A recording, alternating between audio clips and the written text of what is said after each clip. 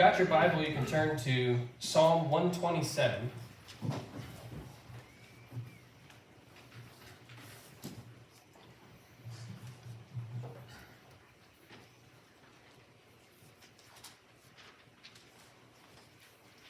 The 127th Psalm. Before we read that, I'll give you some context of kind of where we're going with this. I'm starting I think, 3-lesson series. Might end up being longer than that. We'll see. We're starting, I think, a 3-lesson series about how Satan uses our culture and the influences around us in the world to try and distort the way that we think about relationships, specifically the relationships in our home. And then at the end of each lesson, we'll talk about how the way that we think about the relationships in our home have massive implications about how we think about our relationships with God and the church. So in Psalm 127, this is the basis of this series. In verse 1 and 2, it says, "Unless God builds the house, they labor in vain who build it. Unless God watches the city, the watchman keeps awake in vain. It is in vain that you rise up early, that you sit out late, you who eat the bread of painful labors, for in this manner he gives sleep to his beloved." Now, you might notice, if your Bible has kind of a subheading for that psalm, that this psalm is not by David or Asaph, as many of them are. This one's by Solomon. And Solomon wrote pretty extensively on the concept of vanity. If you go to Ecclesiastes,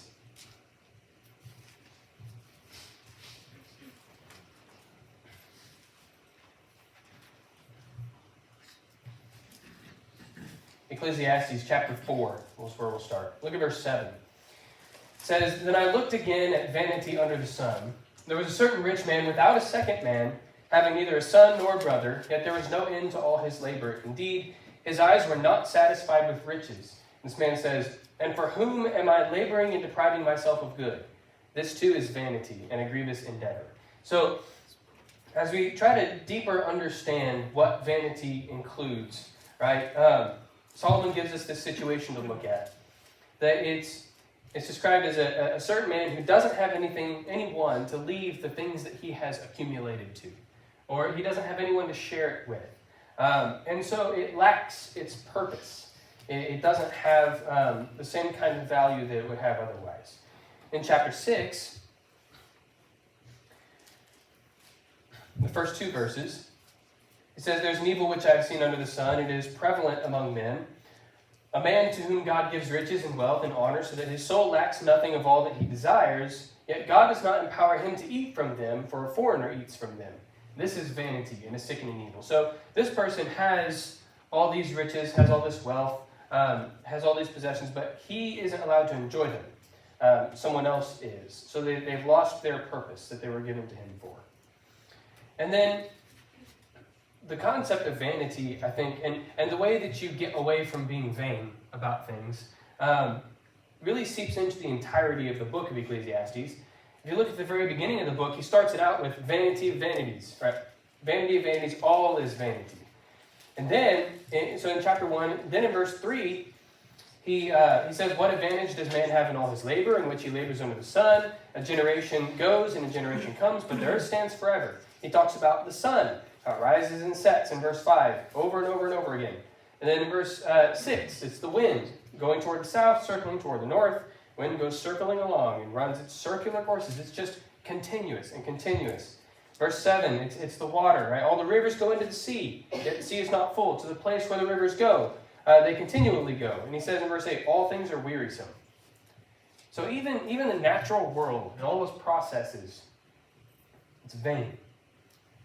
Unless you get to the end of the book, chapter 12,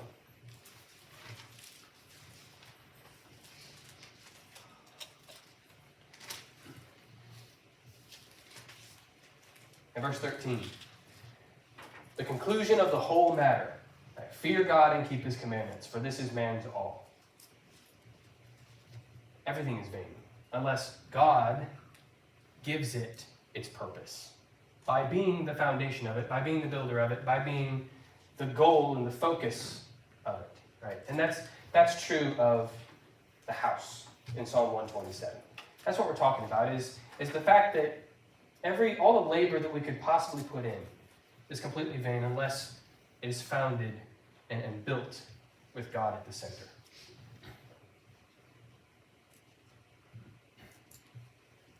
And so, as we think about the way that Satan starts to try and attack the home through our culture, because that's our focus, we want to know where the dangers are so that we can avoid them, right?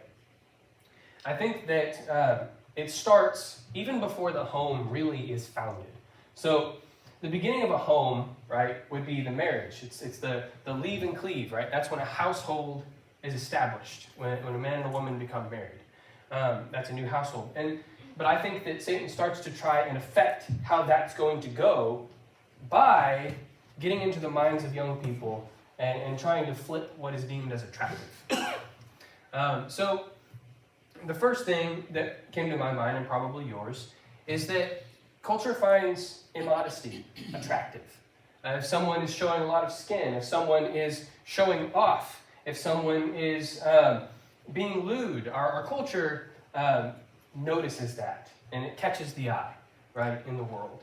But God finds immodesty the opposite of that. He finds it repulsive. Look at Isaiah chapter 4.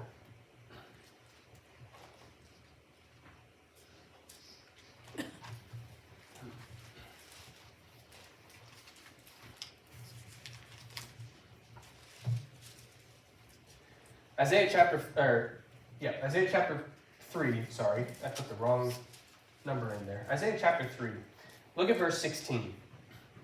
It says, "Moreover, Yahweh said, because the daughters of Zion are haughty, and walk with outstretched necks and seductive eyes, and go along with mincing steps, and tinkle the bangles on their feet. Therefore, the Lord will smite the skull of the daughters of Zion with scabs, and Yahweh will make their foreheads bare." It says in verse 18, "In that day the Lord will remove the beauty of their anklets, headbands, crescent ornaments, dangling earrings, bracelets, veils, headdresses, ankle chains, sashes, perfume boxes, enchanted charms, finger rings, nose rings." All of these, like this big list, right, of ways that they're trying to adorn themselves, to be seductive, to be attractive. And I think what the real, if you just get down to the bones of what God is doing here, is He is taking their heart inside, right? And He's bringing it to the surface. It says, you're trying to look attractive. You're trying to look like you've got it going on. And you walk with outstretched necks and seductive eyes, but I know your heart, and I'm going to make your outward appearance match that. I think that's the idea there. And in Proverbs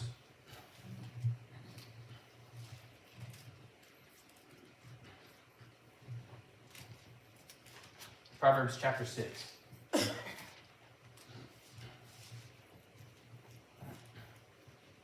This is in the middle of a warning against adulterous women from father to son. So the father's warning son, right? It says in verse 23, "For the commandment is a lamp and the law is light, and reproofs for discipline are the way of life, to keep you from the evil woman, from the smooth tongue of the foreign woman. Do not desire her beauty in your heart, nor let her capture you with her eyelids. For on account of a harlot one is reduced to a loaf of bread, and an adulteress hunts for the precious life." Now, I recognize in the context of this passage, that's talking about a man who might be captivated by a woman in that situation. But it goes both ways. The point is, don't be interested. Don't let that capture your heart if someone is trying to be flattering, trying to be seductive and beautiful in the outward appearance. There's danger there. There's destruction there. Along with that, our culture finds moral grayness attractive. If somebody is a goody two-shoes, right? You ever heard the saying, "Nice guys finish last"? That's where that comes from. It's people who aren't willing to be aggressive, aren't willing to be fun in society's definition of the term, right? People find the morally gray, people who are willing to go out and do those things, attractive. But God expects the opposite of that. He expects wisdom and integrity. In Proverbs chapter 24,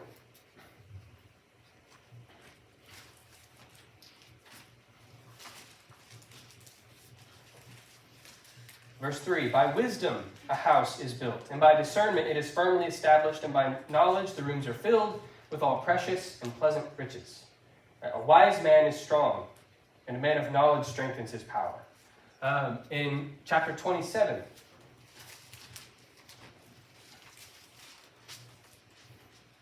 there's a similar sentiment here. It says in verse 23, know well the condition of your flocks and pay attention to your herds, for wealth is not forever, neither is a crown from generation to generation. So there's an admonition there for a person to be paying attention, right? To be prudent, to be present. And then in verse 28, there's the implication of that. The wicked flee when there is no one pursuing, but the righteous are as secure as a lion, right? So there's stability in wisdom and integrity being the foundation of someone's attractiveness to you. And then our culture looks for outward beauty primarily. And then kind of starts to worry about the inward beauty. And we'll talk about why I say kind of. It's because the relationship is devalued and the commitment to it is devalued in our culture. But the primary thing is that people start to look for outward beauty. But God looks for inward beauty. And go read in 1 Peter chapter 3.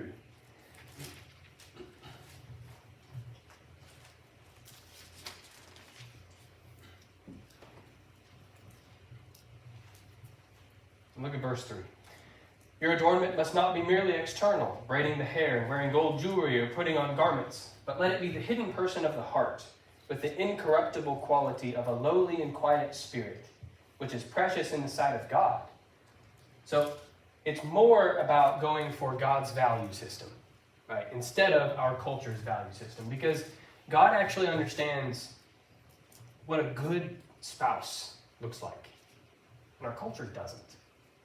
And that's just the baseline thing. We have to go after God's value system. When we're looking for someone who we want to establish a house with, even at the very beginning of the process, if we don't find someone who matches up with what God looks at as worthy of that relationship, then Satan has already started to twist things, and we're already in trouble before we even started.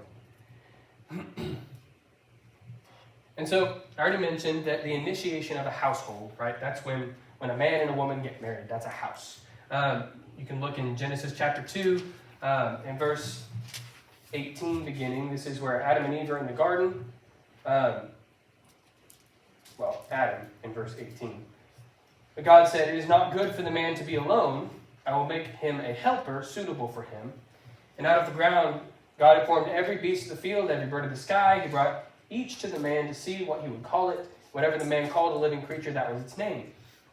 And in verse 20, there was not found a suitable helper for Adam. So God caused a deep sleep to fall on the man, and he slept. He took one of his ribs, closed up the flesh at that place. God fashioned the rib which he had taken from the man into a woman. He brought her to the man. Then the man said, this one finally is bone of my bones and flesh of my flesh. This one shall be called woman, because this one was taken out of man. And then there's the marriage relationship instituted there, right there in the garden. Therefore a man shall leave his father and his mother and cleave to his wife, and they shall become one flesh. That's the initiation of a house. But our culture has an extremely diluted view of that.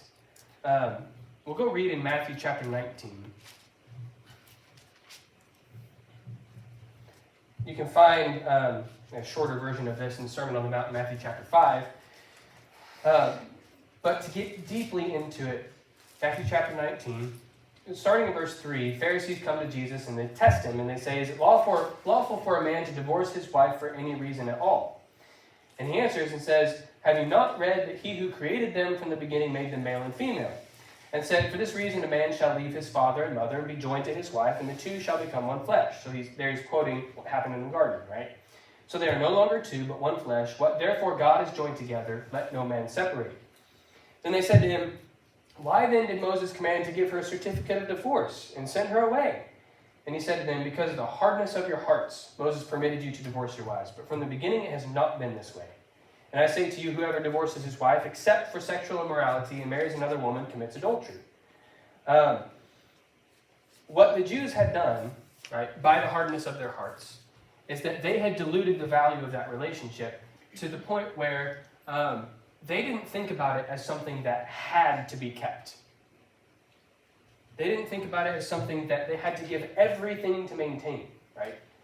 They had the mindset, they had the understanding that, well, if I'm not just really happy with this person anymore, certificate of divorce, move on to the next thing. But if a person thinks that way, how are they prone to think about God?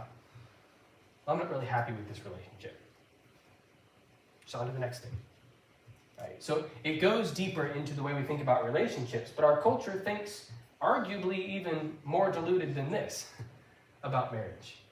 And it's a sad thing. But Satan uses that to try and get into the home and twist the home. And it does twist the home. We'll talk about that more later. So then, once you've found someone who's worthy of a spouse relationship, right, in God's value system, and you've defended against the cultural idea of that seeping into your mind, then you have to defend the marriage, right? And there's so many fronts where our culture tries to get into and twist how we think about our marriages. I just picked 4 for time's sake. We'll start with the man's role. And we'll go through 2 extremes for each. The first extreme that our culture uses to attack the man's role in marriage is that, well, being the head of the wife is the same thing as being oppressive. That if you are the leader, if you are the authority in your house, then you're an oppressor, and you're being oppressive. But that doesn't line up with the way that men are commanded to act in the marriage relationship. Look at Ephesians chapter 5.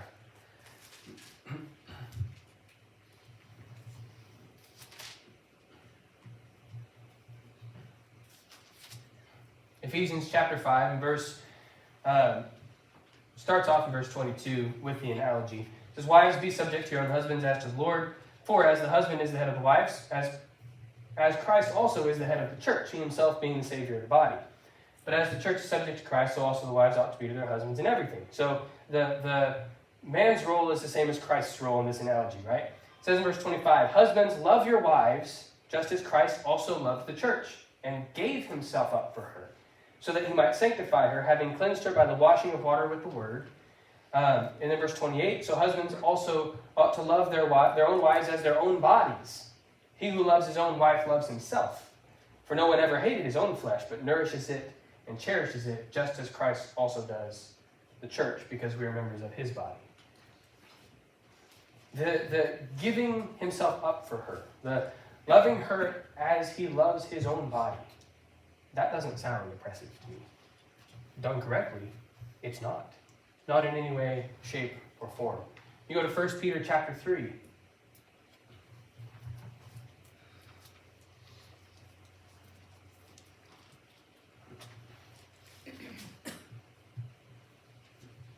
First Peter chapter 3 and verse 7. "You husbands, in the same way, live with your wives in an understanding way, as with a weaker vessel, since she is a woman, and show her honor as a fellow heir of the grace of life, so that your prayers will not be hindered."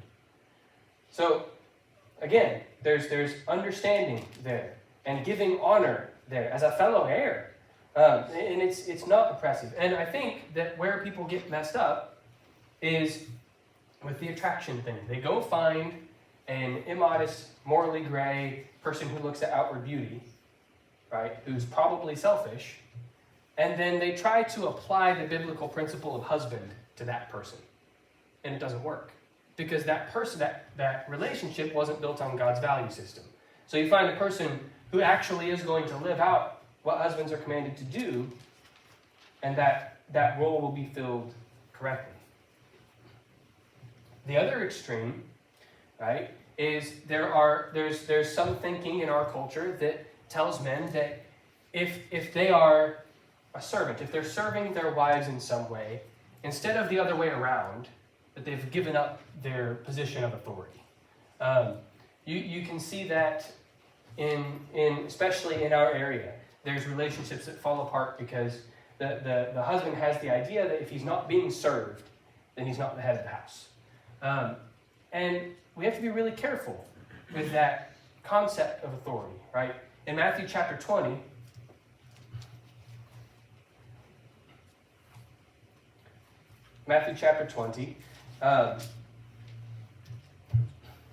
the mother of the sons of Zebedee comes to Jesus and says, command that in your kingdom these two sons of mine may sit, one on your right and one on your left. And then Jesus questions them a little bit. Then he tells them that's not his to give, but it's God's, the Father's, to give, right? And then the other 10 apostles heard that and became indignant with the two brothers. But Jesus calls them to himself and he teaches them about how they're supposed to think about being great, being leaders, right? He says, you know that the rulers of the Gentiles lord it over them, and their great men exercise authority over them. It is not this way among you, but whoever wishes to become great among you shall be your servant. Whoever wishes to be first among you shall be your slave, just as the Son of Man did not come to be served, but to serve, and to give his life a ransom for many. In 1 Corinthians chapter 11 and verse 3, you can see that reference up there. We'll go to John in a second. In 1 Corinthians chapter 11 and verse 3, there's an authority structure, right? The same as in the garden, that is in place and ought to be in place in all senses. So you've got, right, man is the head of woman, Christ is the head of man, God is the head of Christ. But what I want you to be aware of is that as you go up that authority structure, if it's done correctly, which two of them are done correctly, right, you ought to be finding greater selfless acts and mindsets and behavior as you go up that authority structure. So it's not as though, the next rung up the ladder is just another boss. The next rung up the ladder is a greater servant. That's how it should be. That should be the goal. Because we see God exalting Christ in a way. We see Christ sacrificing himself for us. We ought to be seeing husbands sacrifice themselves for their wives, and wives in turn being subject to their husbands. That's the pattern that we're given here. We go look at John chapter 13.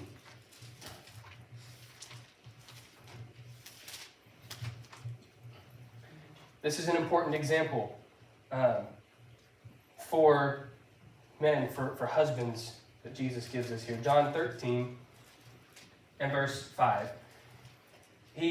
Jesus is beginning to wash the disciples' feet and to dry them with the towel which he had girded himself with. Then he gets to Peter. And Peter says, Lord, are you going to wash my feet?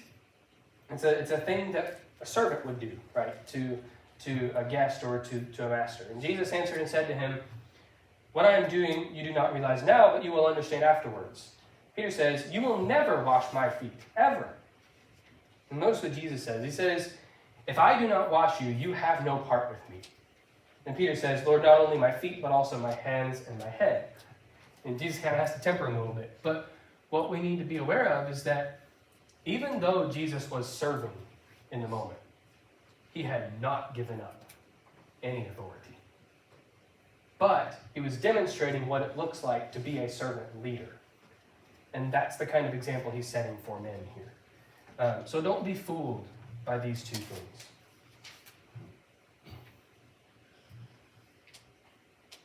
On the woman's side of things, again, there's so many ways that our culture tries to distort the thinking. But I picked two extremes. One extreme is, if you submit to your husband, you've given up your potential. If you're subject to your husband, then you've given up being successful. Our culture, especially with young women, seems to always be trying to tell them, right, you're only worth something if you have a successful career, make your own money, you're fiercely independent. And they say those are the only marks of a strong, independent woman. No, they're not. But what our culture does is they devalue what God sees as the most admirable behavior, what God sees as the greatest fulfillment of potential. So in Genesis chapter 2 and verse 18, that when Eve is created, is to be a helper suitable to Adam, right? And that's the perfect role there in the garden. In Ephesians chapter 5 and verse 24.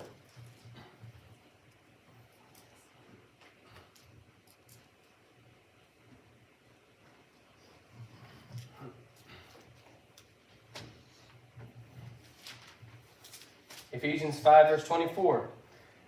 But as the church is subject to Christ, so also the wives ought to be subject to their husbands in everything. I'll tell you, when the church is being the best that it can possibly be, it's subject to Christ in all things. That's the greatest fulfillment. That's God's purpose for the potential of the church. So that analogy fits both ways. In Proverbs 14,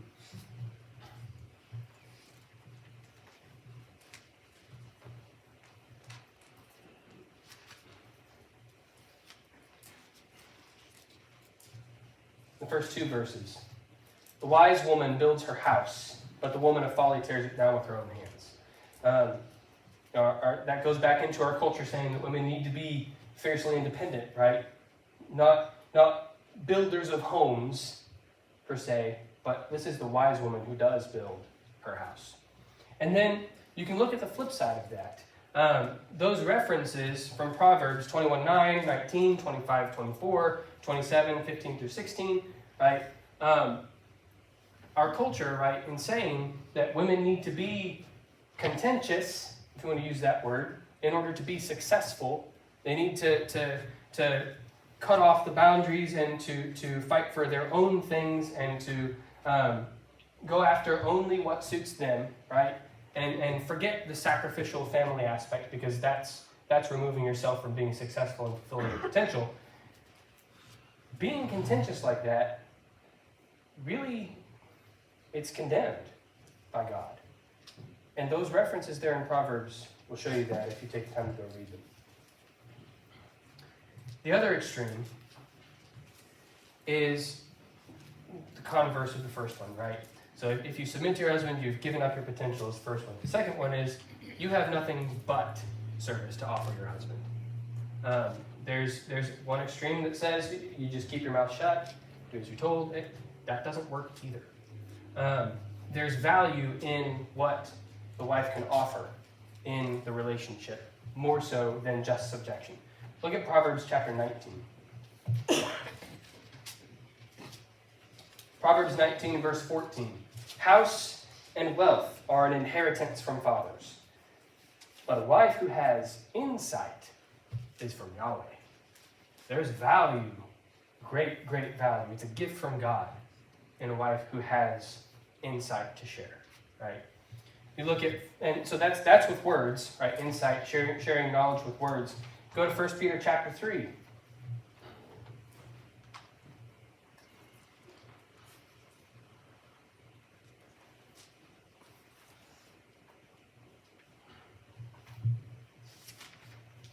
First Peter chapter 3, the first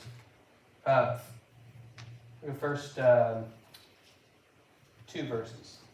In the same way, you wives, be subject to your own husbands, so that even if any of them are disobedient to the word, they may be won without a word by the conduct of their wives, as they observe your pure conduct with fear.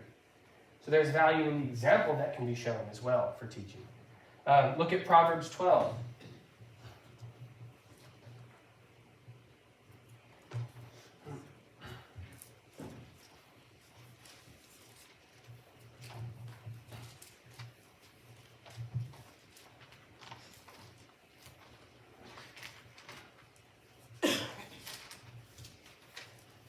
Proverbs 12 and verse 4.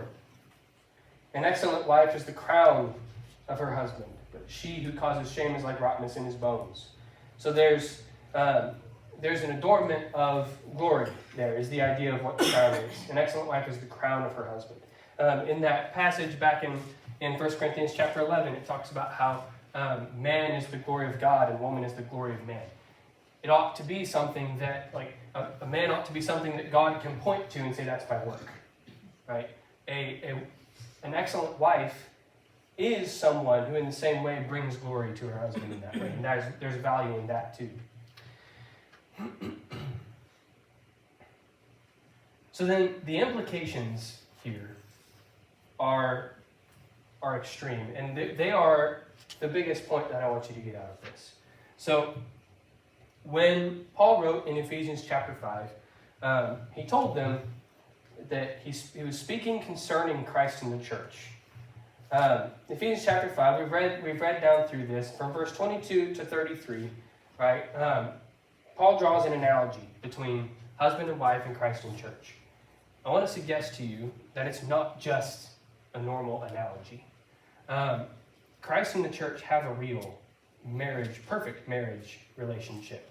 You can read about that in Revelation in chapter 14, verses 4 and 5. It talks about how the redeemed are those who have been purified. Just like it says in Ephesians chapter 5, where it says that he purifies her with the washing of water by the word.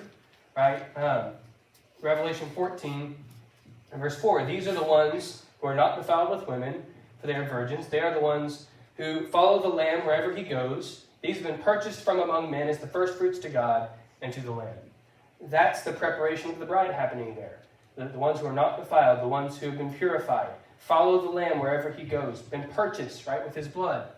And the point of that is so that the church can become a helper suitable, right, to Christ. In chapter 19, in verse 7, it says, "Let us rejoice and be glad and give the glory to him, for the marriage of the Lamb has come, and his bride," the redeemed people, the church, "has made herself ready. And it was given to her to clothe herself with fine linen, bright and clean, for the fine linen is the righteous acts of the saints." And then in chapter 21, in verse 9, one of the angels who are in this scene says to John, "Come here and I will show you the bride, the wife of the Lamb." And he goes on to describe God's final redeemed people in a glorious way. It's the holy city, Jerusalem. Having the glory of God, her brilliance was like precious stone, as a stone of crystal clear jasper. Right? And he goes on to describe that. But the thing about this is, because they're both marriage relationships, if Satan can distort the way that you think about your marriage, he's just one little step away from distorting how you think about Christ's relationship to the church. Because they are typical. It's not just your standard, well, it's kind of like this that Paul's doing here. He's saying it is this. That relationship, that value. We're supposed to learn about the church's relationship to Christ through the husband and wife relationship. And if we allow those things to be distorted by our culture and the way that Satan tries to get us to think about them through our culture, then we are essentially, lifting up a chink in the armor so that he can distort how we think about our relationship with Christ and the church. That's the lesson that I have for you this morning. Next time I'm up here, we'll talk about the parent-child relationship and go through a similar process. So there's an invitation now. If you're a person who has allowed that cultural thinking to seep into your mind and affect your relationships, then there's help for that this morning. You can come forward, we'll pray with you, and we'll get through those things together. If you feel the need to obey the gospel and enter into that relationship with Christ, that kind of committed relationship with Christ, then there's an opportunity for that now too. So if you have a need, please let it be made known while we stand and sing.